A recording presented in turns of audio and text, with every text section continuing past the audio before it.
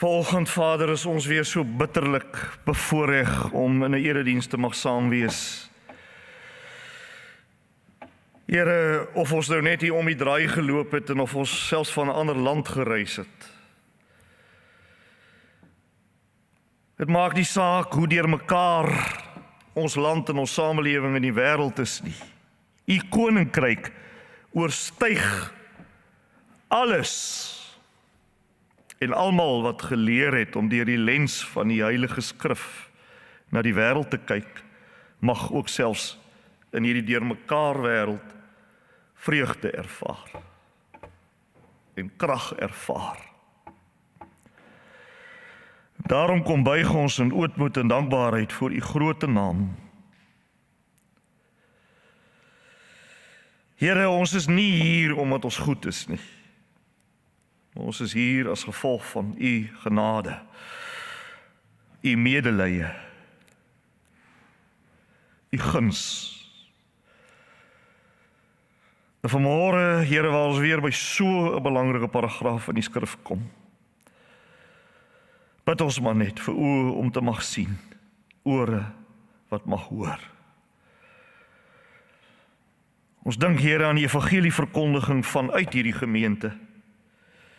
Het gebeur nie net hier in ons onmiddellike omgewing in die openbaar nie, dit is ook op die skepe in Tafelbaai en Saldanha en ook deur Dani en Marina daar in Thailand.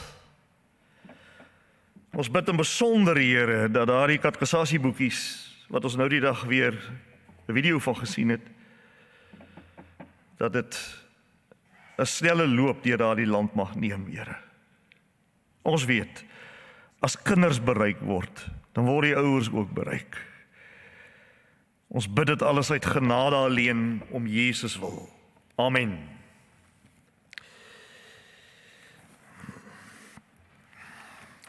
Ons lees vanmôre die paragraaf, verskoon tog, ek het die kindertjies vergeet.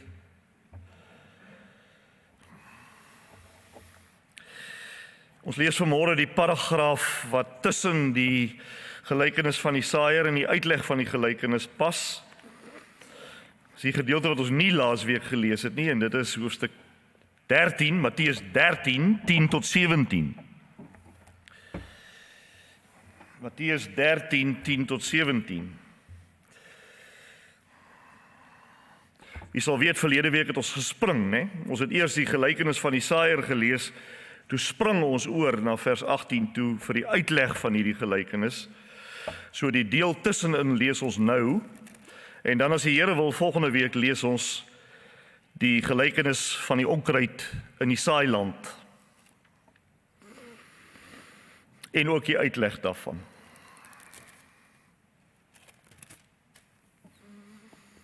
So ons kom nou by Matteus 13 uit die heilige woord van die Here, verse 10 tot 17. Wat eintlik 'n skokkende paragraaf is. Skokkend. Ek het myself jammer gekry hierdie week om dit te moet kom voordra, want ek dink nie 'n mens sal, soos wat ek ook in die ou dae gepreek het, ek het bits en pie, ek het oral uit die Bybel so gepik.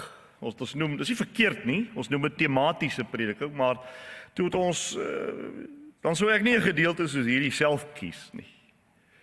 Maar waar jy die skrif expository, waar jy hom in uitlegformaat deurpreek, deur 'n boek soos ons doen, kan jy nie kies wat jy wil oorslaan nie. So hierdie gedeelte moet gelees word.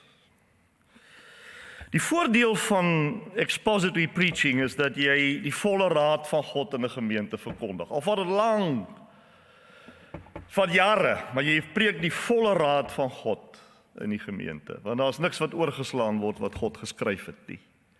En dit is wat ons al vir baie jare in hierdie gemeente doen. Nou by vers 10, die disippels het vir Jesus kom vra, hoekom, beter Afrikaans, waarom gebruik u gelykenisse as u met die mense praat? Hy het hulle geantwoord, aan julle is dit gegee om die geheime, letterlik geheimenisse van die koninkryk van die hemel te ken, maar aan hulle is dit nie gegee nie.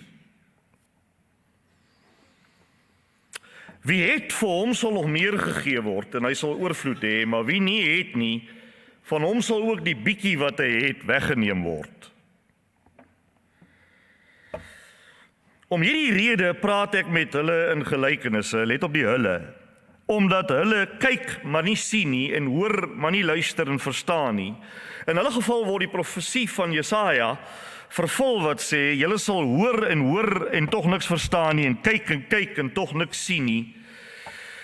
Hierdie volk se verstand is afgestomp. Hulle het hulle ore toegedruk en hulle oë toegemaak, sodat hulle nie met hulle oë kan sien en met hulle ore kan hoor en met hulle verstand kan verstaan en hulle bekeer en ek hulle gesond maak nie. Let op die woord kan, hulle kan nie. Hulle kan dit nie doen nie. Maar julle oë is bevoorreg dat julle sien en julle ore dat hulle hoor. Dit verseker ek julle. Baie profete en gelowiges wou graag sien wat julle sien, maar het dit nie gesien nie, en wou graag hoor wat julle hoor, maar het dit nie gehoor nie. Ons lees net tot sover saam. Matteus 13:10-17, en soos ek gesê het, is dit eintlik 'n skokkende paragraaf.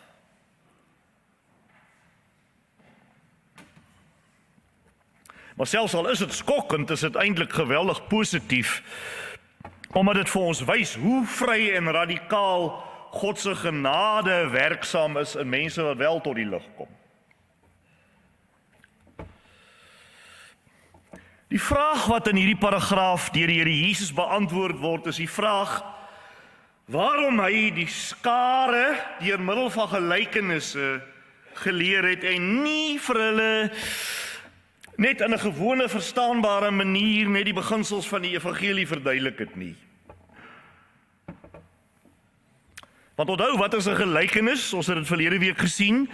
'n Gelykenis is 'n eenvoudige verhaal waarin alledaagse dinge gebruik word om die geestelike beginsels van die koninkryk van God te kommunikeer, soos ons verlede week 'n voorbeeld natuurlik gesien het by die gelykenis van die saaiër.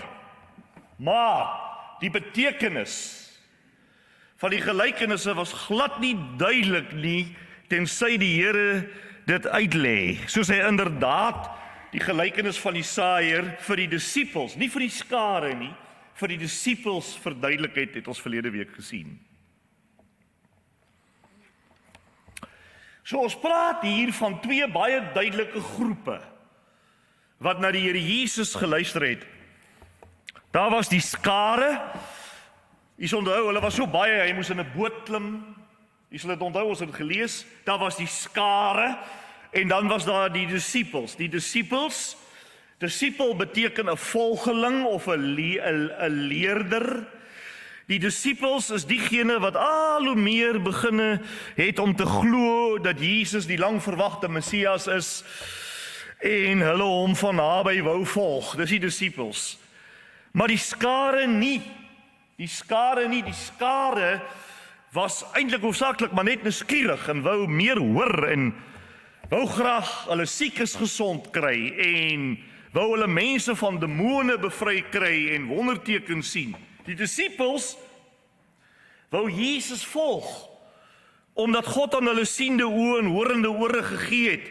Maar die skare wou nie regtig, hulle wou nie Jesus regtig volg nie, as gevolg van hulle eie skuld en sonde en God nie vir hulle siende oë en horende ore gegee het nie.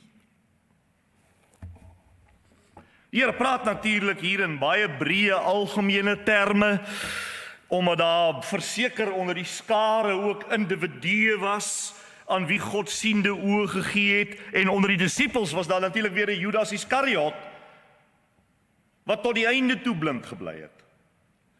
So die Here praat, as hy hier oor skare en oor die disippels praat, dan praat hy in breë algemene terme. Dit sê ek net tussen hakies.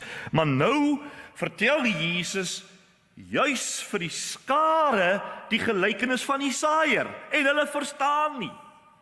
Hulle hoor maar hulle hoor nie, hulle verstand is afgestomp. Hulle hoor nie, hulle sien nie, hulle verstaan nie, hulle bekeer nie, en hulle word nie salig, hulle word nie genees nie. Wat natuurlik die weg van saligheid in 'n neutedop is, soos jy kan sien, hoorende word, siende word, bekeer, genees word. Dis die weg van saligheid. En daarom ken hulle nie die geheimenis van die koninkryk nie. Hulle is nog steeds soos wat alle mense van nature is, doof en blind. Dis hoe alle mense in die wêreld kom. So dis mos nou outomaties dat hierdie vraag nou by die disippels gaan opkom om te sê, maar wil die Here dan nie hê dat hierdie mense moet siende word nie? Hoekom praat hy met hulle in gelykenisse? Kyk vers 10, daar vra hulle, dis 'n logiese vraag wat hulle vra. Die disippels het vir Jesus kom vra, hoekom gebruik u gelykenisse as u met die mense, dis met die skare praat? Want, hoekom doen u dit? Want baie duidelik, hulle verstaan nie wat u sê nie. U wil tog hê hulle moet verstaan. Waarom praat u dan nie met hulle prompt uit dat hulle kan verstaan nie? En dis die Here Jesus se antwoord op hierdie vraag in vers 10, wat vir my so skokkend is soos ek aan die begin gesê het. Want Jesus sê in effek dat die gelykenisse nie bedoel is om die evangelie boodskap makliker verstaanbaar te maak, soos wat mense vandag nog oor die algemeen dink wat 'n gelykenis is nie. Dis nie die doel nie. Nee, sê Jesus, gelykenisse bevestig die skeiding tussen diegene wat geestelik siende is reeds en diegene wat blind is reeds. Dit maak die waarheid oop vir diegene wat alreeds deur God se genade, deur God se werksverrigting, hoorende en siende geword het en nou disippels is. Dit maak die waarheid vir hulle oop, maar terselfdertyd verberg die gelykenisse die waarheid vir die blindes en die dowes. Vir eersgenoemdes is die gelykenisse soos 'n venster wat help dat hulle beter kan sien, maar vir laasgenoemde is dit maar net stories. So om die gelykenisse te gehoor het daai tyd was 'n geweldige iets, want of dit het vir jou 'n lied in jou hart gegee, of dit het jou duisternis nog donkerder gemaak.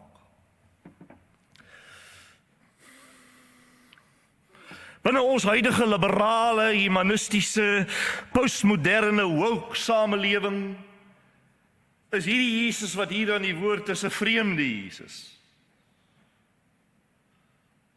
Ongelukkig is dit ook 'n gees wat sommige kerke diep geïnfiltreer het. 'n liberale, humanistiese, postmoderne, woke gees. Broers en susters, hou 'n Jesus voor met 'n klein letter wat nie die ware Bybelse Jesus is nie. Dis 'n Jesus wat net almal insluit, wat inklusief is. Sy hart pols net van liefde en omhelsing. Hy laat mense goed voel oor hulle self. Die inklusiewe Jesus sluit selfs die aanhangers van nie-Christelike godsdienste ook in. Vir hierdie Jesus gaan dit nie noodwendig oor Bybelse waarheid nie. Vir hierdie Jesus gaan dit meer oor inklusiwiteit en eenheid. En tragies genoeg word duisende niks vermoedende kerklidmate hiermee mislei. Duisende. Maar vergelyk die Jesus van die woke met die ware Here wat hier in Matteus aan die woord is. Dis 'n hemelsbreë verskil.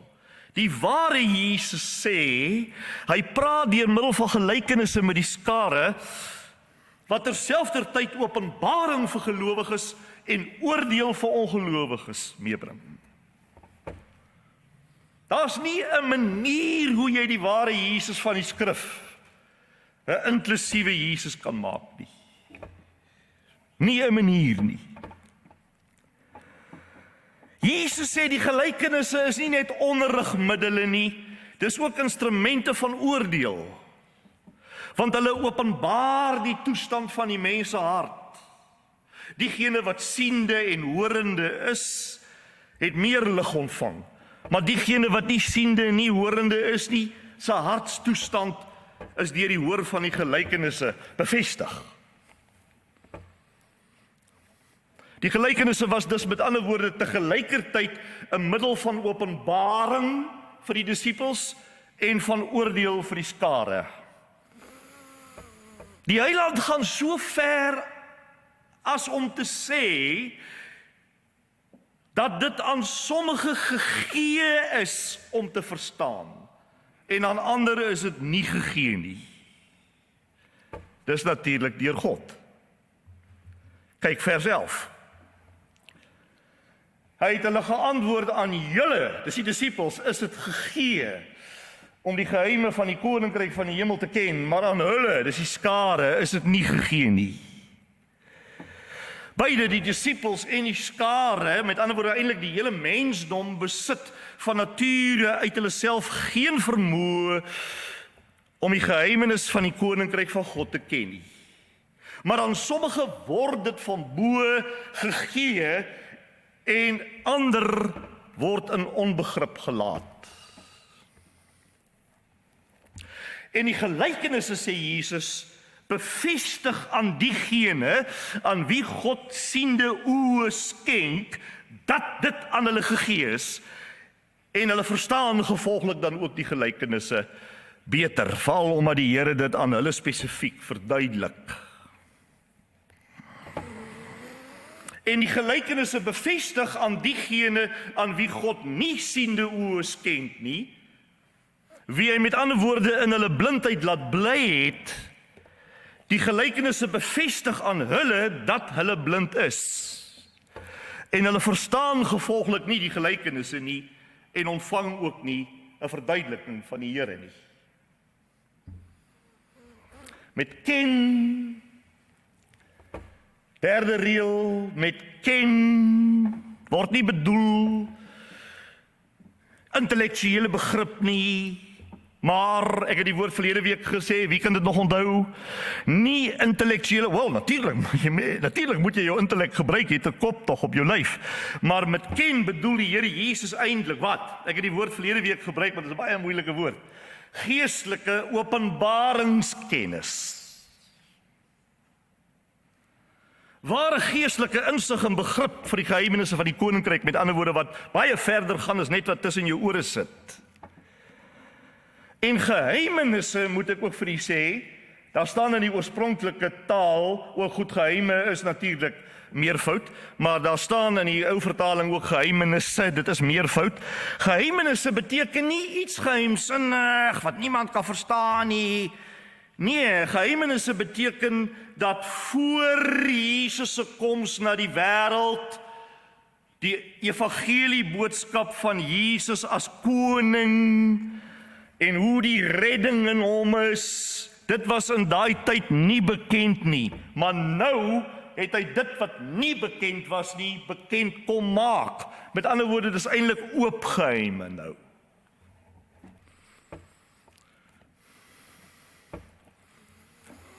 Onthou, die Here Jesus is op die aarde eintlik nog in die Ou Testamentiese tydvak.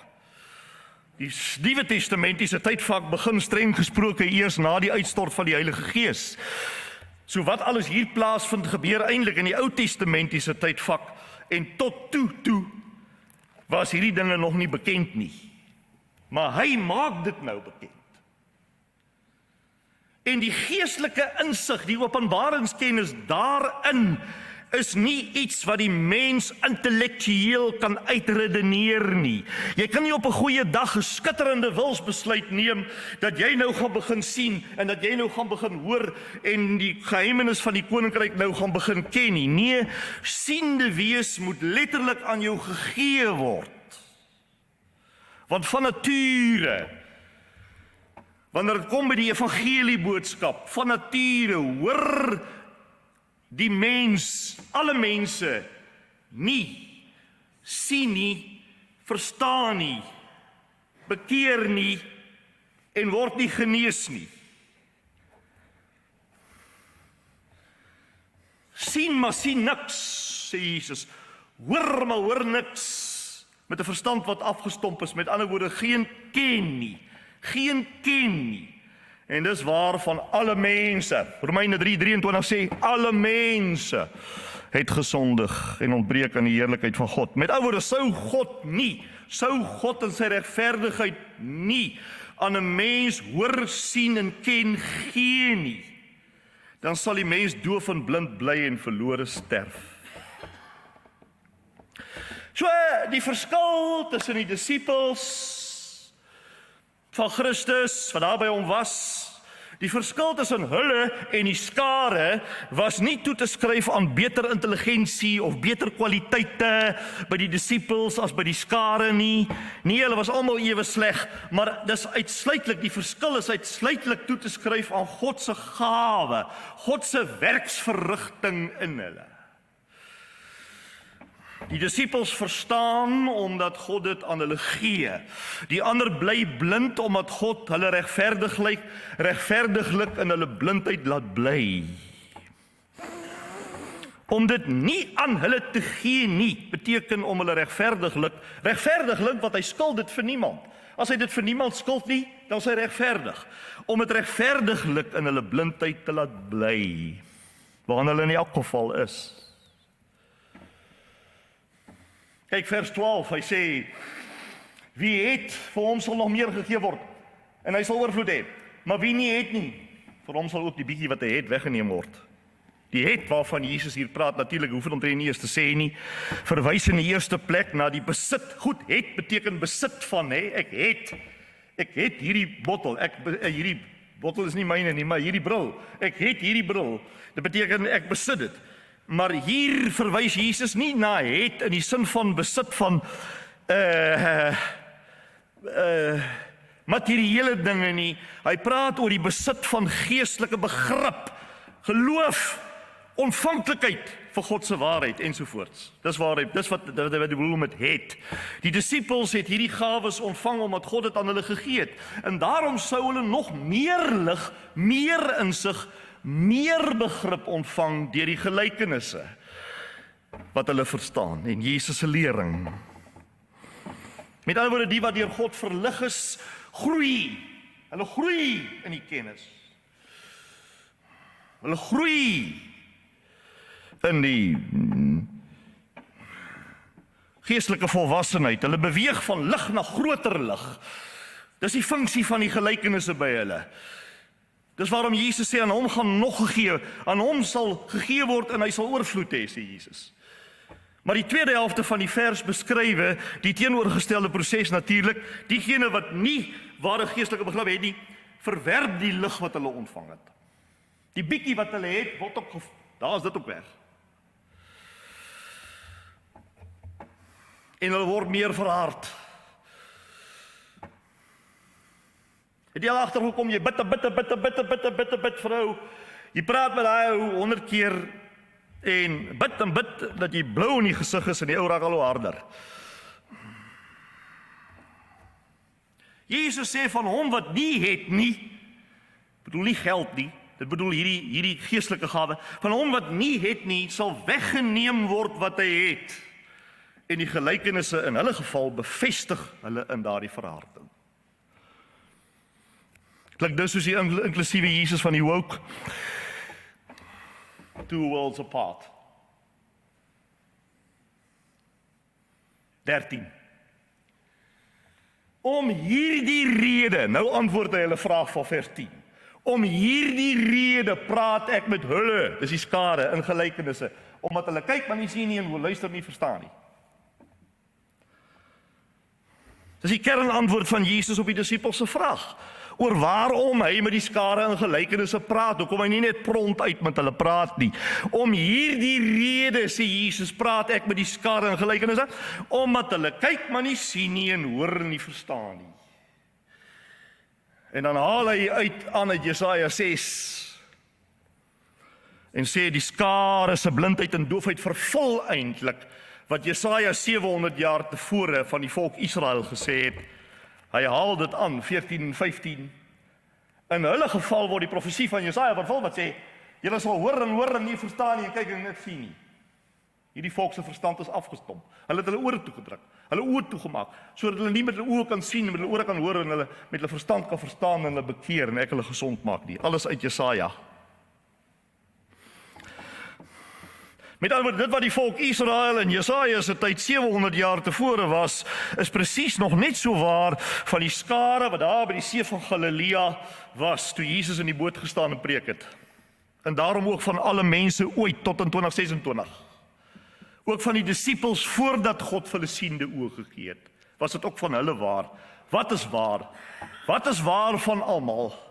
Wat is waar van almal? Wel, wanneer dit gaan oor sokker en rugby nie, maar wanneer dit gaan oor die dinge van die Here, wanneer dit gaan oor die koninkryk van die Here, wanneer dit gaan oor die evangelie van Jesus Christus, dan kan niemand hoor en verstaan en sien en bekeer en genees word nie. Kan nie beteken nie in staat nie, incapabel. Niemand is daartoe in staat nie. Omdat almal doof en blind en afgestomp is en van nature die ore toedruk en die oogies toemaak. Efesiërs 2 vers 1 en Kolossense 2:13 gaan so ver as om te sê, alle mense kom in hierdie wêreld as dood in sonde en misdade, geestelike lyke, en 'n lijk, liewe vriend, kan nie hoor nie en 'n lijk kan nie sien nie. Dis soos Lazarus in die graf. As Jesus nie voor daai graf gaan staan het en 'n magswoord gespreek het en hom op sy naam uitgeroep het uit die graf nie, dan sou hy nooit uit daai graf kon kom nie. Want 'n lijk kan nie opstaan nie. Niemand kan dus horende word nie, met geen wilsbesluit nie, sê Romeine 9:16, tensy dit aan iemand van bo gegee word. En dis die rede waarom Jesus met die skare in gelykenisse gepraat het, om die geestelike doodstaat waarin hulle alreeds was te openbaar. Dis hoekom hy dit, dis die antwoord op die vraag. Die gelykenisse moes daai geestelike doodstaat openbaar, en dit is belangrik om dit te verstaan. Dit is belangrik om te verstaan, kan ek net tussen hakies sê, want baie mense dink miskien so. Dit is belangrik om te verstaan dat die Here Jesus nie hier leer dat die gelykenisse geestelike neutrale mense blind gemaak het nie. Asof die mens van nature geestelik neutraal in die wêreld kom en nou net na een van twee kante toe gedruk kan word met genoeg druk. Nee. Die volk was reeds geestelik blind en ongehoorsaam, nes alle mense is. Hulle het Jesus se prediking gehoor hier in en daar uit. Die gelykenisse het daarom nie hulle blindheid veroorsaak nie, maar was soos 'n oordeel oor mense wat reeds blind is, soos alle mense is. So jy kan sien dat hierdie gelykenisse het, soos ons kan sê, 'n skeidende funksie, begryp wat ek sê, 'n skeidende funksie. Hulle het die disippels meer insig gegee, maar aan die dowe skare is bevestig dat hulle inderdaad doof is. En was natuurlik 'n oproep van bekering vir hulle. Niemand kan ooit sê, die Here het my nie siende gemaak nie, die Here het my nie horende gemaak nie, so ek is nou blind en doof. Dis hy. Hy het nie vir my gegee nie. Nee, vriend, nee. God is nie die outeur van sonde en geestelike dood nie. Dis die mens se eie skuld dat hy sy ore toedruk. En God is volkome regverdig om die mens daarin te laat bly. Maar dis nie sy skuld dat hulle daar is nie. So niemand kan sê, wel, as ek dan nou verlore gaan, dan is omdat God my laat verlore. Nee, as die Bybel sê, as 'n mens verlore gaan, gaan jy verlore jou eie skuld. Maar as God se absolute prerogatief om jou daarin te laat bly, want hy skuld siende en horende vir niemand. Wie siende en horende word siende en horende slegs omdat God dit gee. Wie blind en doof is blind en doof as gevolg van hulle eie sonde en skuld. Kan jy die verskil hoor? Die wat siende en horende is 'n siende en horende op grond van God se genade. Die wat blind en doof is blind en doof op grond van eie skuld en sonde. En nie omdat God nie vir hulle siende ore en horende ore gegee het nie. Daarom is die oproep aan die adres van die blindes en die dowes altyd: word siende! Dis wat ons op die straat te doen. Vir die hele, maak nie saak wie voor in hierdie pad loop nie. Ons sê, word siende, word horende, begin verstaan, en bekeer jou en God sal jou gesond maak. Ons sê dit vir alle mense, sonder onderskeid. Want jy kan sien, dis juis deur middel van daardie dringende oproep, wat dit God mag behaag om aan sommige siende oë en horende ore te gee. En hulle alleen sal begin sien en hoor en verstaan en bekeer en gesond word. Ons taak is om die boodskap te laat hoor aan alle mense. Word siende, meneer. Dit mag God behaag. Dis nie my saak nie. Dit mag God behaag as hy wil, om daardie oproep wat gehoor word, te gebruik as 'n middel, as 'n instrument, om die persoon siende te maak. Maar dis nie die prediker se taak om dit te doen nie, want ons kan dit nie doen nie. Kyk, vers 16, hier is die hoogtepunt eintlik van die hele paragraaf, hierdie 16 en 17. Hy sê, kyk die kontras daar, maar julle oë, dis hoekom ek wil praat oor die genade vandag. Julle oë, die maar julle, kan jy sien, die maar is 'n kontras. In skerp kontras tot die skare is julle ouetjies se oë en ore bevoorreg dat hulle sien en hoor. O, is dit nie mooi nie? Dit is aan julle gegee. Dis hoekom hy sê julle is bevoorreg. Dit is aan julle gegee om te kon begin sien en hoor en verstaan. Met ander woorde, julle is deur die Vader bevoorreg, ouens. Julle het besondere genade ontvang vir redes wat onbegryplik is. Want daar is geen logiese rede daarvoor nie. Niks. Behalwe dat genade is. Dis die rede. As daar logiese redes was oor waarom hulle siendig ontvang het en horende ontvang het, as daar logiese redes was, wel, dan was die genade nie meer genade nie. Maar daar is nie redes nie.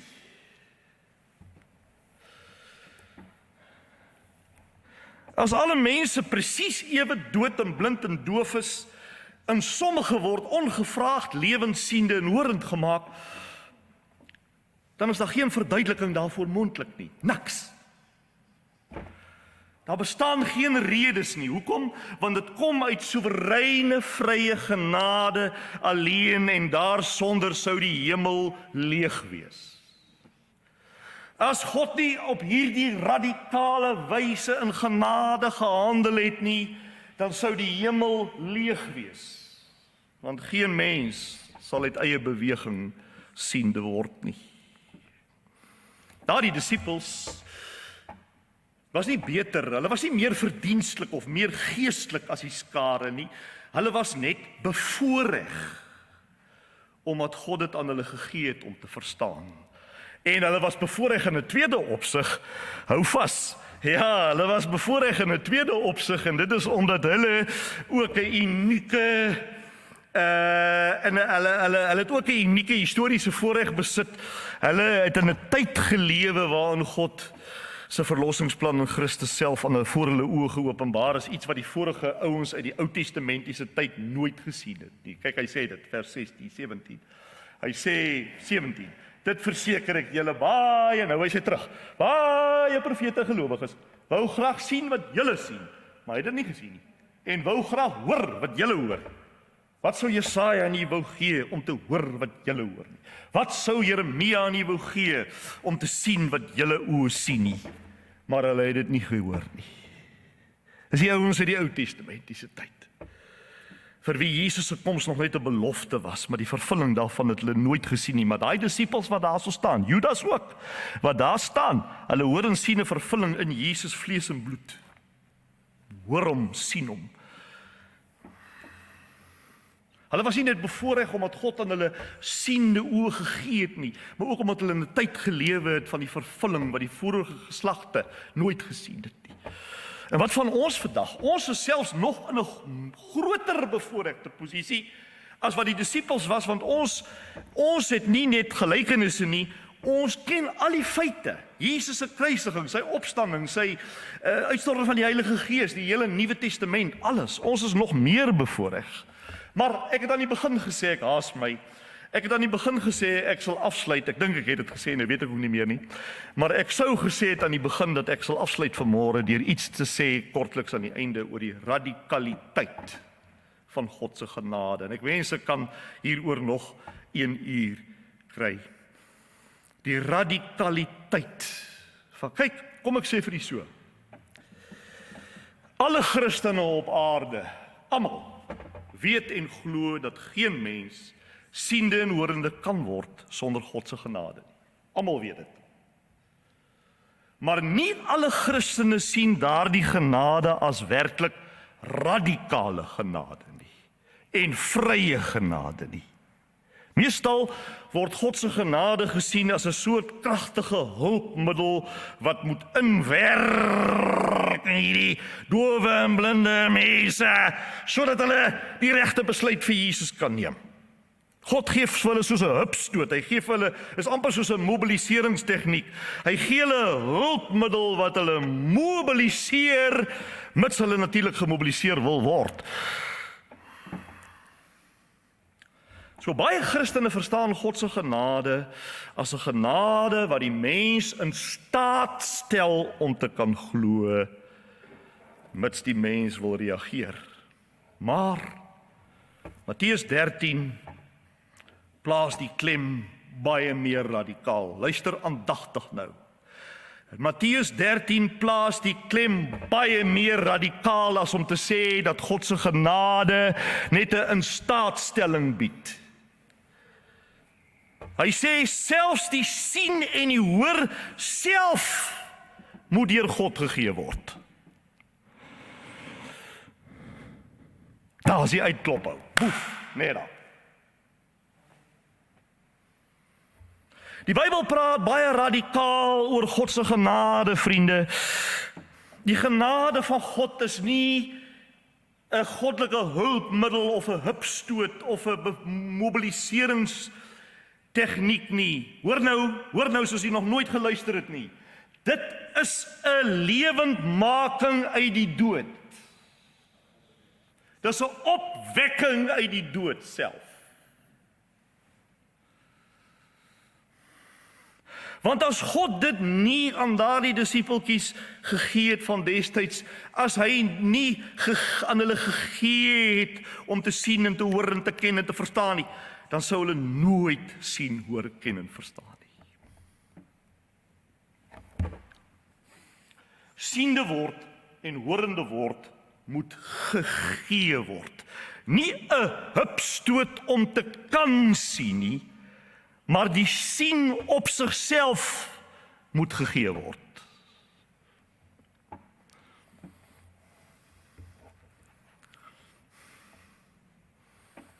Waarom is dit so? Dis omdat die Bybel leer dat die mens van nature totaal verdorwe is. Dis natuurlik in relasie met God. Dit beteken nie dat 'n mens nie kan mooi klavier speel en dat jy gawes het en dat jy weet die verstand van 'n Albert Einstein het. Jy het allerlei mooi goed het verlore mense. Maar totale verdorwenheid hou verband met die verhouding met God. Daarin is jy totaal verdorwe, so erg dat die mens die natuurlike mens as dood beskryf. Dood.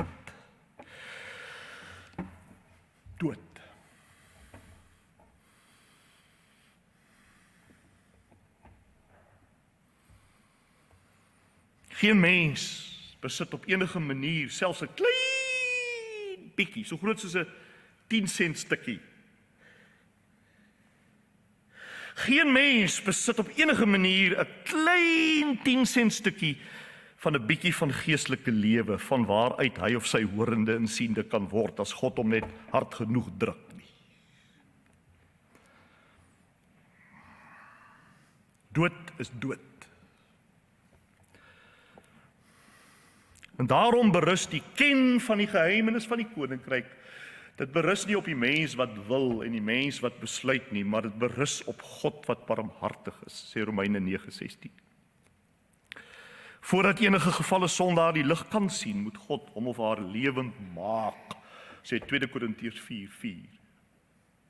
Lewend maak, die sien op sigself moet aan hom of haar gegee word. Is dit nie onregverdig nie, wil baie mense weet. Die Bybel sê nee, omdat niemand 'n reg daarop het om siende of lewend te word nie, is dit nie onregverdig nie. As God almal in hulle afgestomptheid, doodsheid, doofheid, blindheid wou laat bly, dan sou hy 100% regverdig wees om dit te doen. Want dit is wat hy veronderstel is om met die mensdom te doen. Dat hy aan sommige die ken van die geheimenisse van die koninkryk gee, is vrye genade. En dat hy ander in hulle blindheid laat bly, is volkome regverdigheid. Die vraag is nie, waarom gee, dis wat mense altyd vra, né? Waarom gee God nie almal die ken? O, ek sien nou wat die gedeelte beteken. Ja, nee, ek sien nou hier. Nou kom die vraag. Nou, waarom gee God nie aan almal die ken van die geheimenisse nie? Maar dis 'n verkeerde vraag. Die vraag wat ons moet vra is, waarom gee God dit enigsins aan enige iemand? Dis die regte vraag om te vra. Want hy was veronderstel om dit aan niemand te gee nie. Dis wat die mens deur en deur verdien.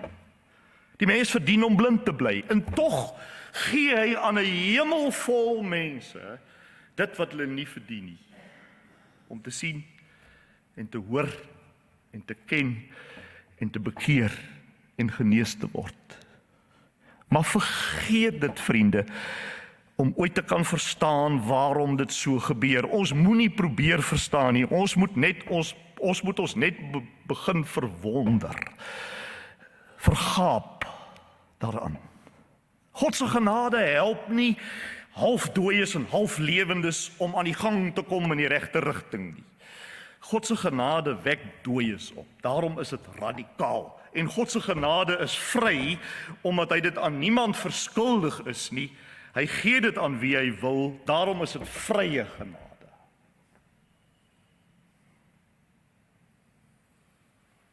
Radikale vrye genade. En as jy deur die genade van God horende en siende geword het, en jy begin hierdie goeters begin vir jou oopgaan, weet jy, jou mond begin al hoe groter en groter en groter oophang van verwondering. Al hoe groter en groter.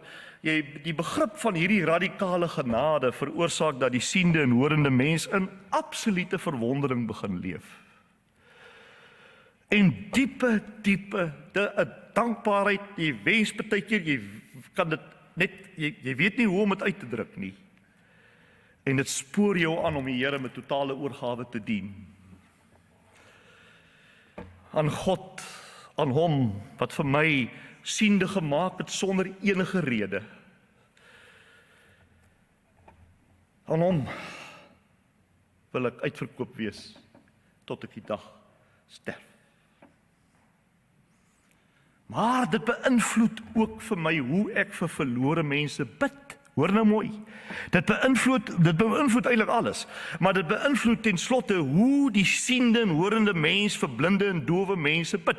Want die feit dat jy besef, Lazarus moes seker homself knyp toe hy daar in Jerusalem rondloop. Die feit dat die Here my lewend gemaak het, begin dat ek intens bekommerd raak oor die oues wat dood is. Voorheen het ek nie geweet wie's dood en wie's lewend nie, jy weet, as oom Piet sê, hy het nou nagmaal vanoggend gebruik, mooi, oom Piet moet seker 'n Christen wees, jy weet, as iemand sê, nee, maar jy weet, hy bid ernstig voor hy sê, ete eet, ja, die mens moet seker 'n kind van die Here wees, maar nou ewe skielik, begin jy die hele storie anders sien. Dis of as skille van jou oë afgeval het, en jy weet nie meer of enige iemand siende is nie. En dit begin jou verskriklik bekommer. en jy begin vir hulle wat? Bid. Maar daar's ook nou skielik hoop. Want in die blinde en dowe is daar geen vermoë of kwaliteit om self lewendig te word nie. Almal is ewe blind en doof en dood. Alles hang dus van God af om die wonderwerk te verrig en siende oë en horende ore te gee.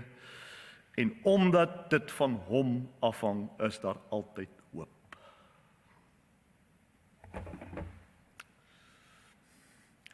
As dit was dat die mens het so 10 sent stukkie goedheid, dis te groot, 10 sent, klein. As dit is dat die mens so 10 sent stukkie lewe het, en God is hier, en God het hom vreeslik lief, en God druk hom, en sit druk op hom, en gee hom 'n hupstoot, en skop hom, en doen allerlei goed, dat hy nou hierdie 10 sent stukkie nou moet, hy moet nou begin het gebruik. As dit so was, dan was daar nie hoop vir die mens nie, vriende. Maar omdat God dooies lewend maak, en dit van hom afhang, is daar altyd hoop, vir wie jy ook al bid. Because he can perform the miracle.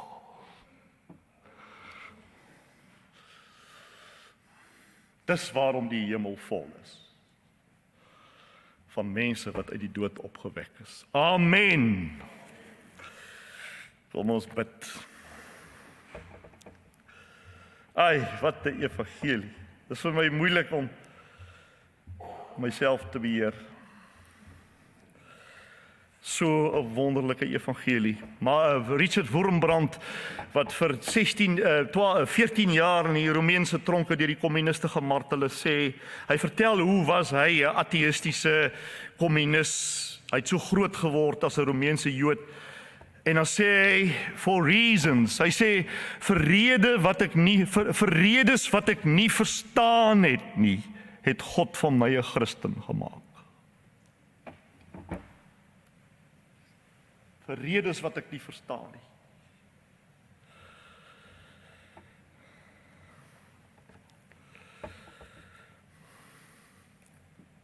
En nadat die Russe hom gemartel het,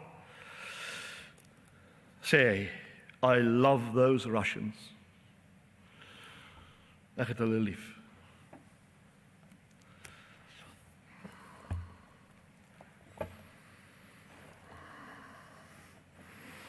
Here, iets van hoe groot die radikale genade is, kan ons in hierdie paragraaf ook iets van sien. Dit skemer net deur. Ons kan nie sê ons het volle begrip nie. Ons verstaan so ietsie van dit. Here, as dit nie vir radikale vrye genade was nie, dan was ek beslis dood vandag. En sou ek in die ewige hel geëindig het. Maar vir redes wat ek nie kan verstaan nie, het U my geroep. As U vir my net so gelos het, dan sou U heeltemal regverdig gewees het, want dis wat ek verdien het. Dis wat ek verdien het, om blind te bly.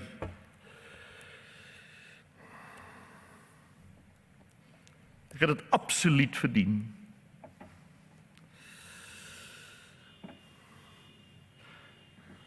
Maar om redes wat niemand ooit sal weet nie, het U besluit om oor my te sê, lewe, hoor, sien. Soveel profete van die Ou Testament wou dolgraag hierdie preek kon gehoor het. Hierdie volheid van waarheid kon gehoor het, maar hulle was nie bevoorreg om het te hoor nie. Maar ons vandag, Here, ken die hele prentjie. En dit maak vir ons baie klein, Here. Maak ons nederig. Maak ons vol verwondering. Dit gee ook vir ons 'n geweldige hoop as ons bid vir mense wat steeds blind en doof is. Omdat niks van hulle afhang nie, maar alles van U, weet ons dat U te eniger tyd nog 'n wonderwerk kan doen.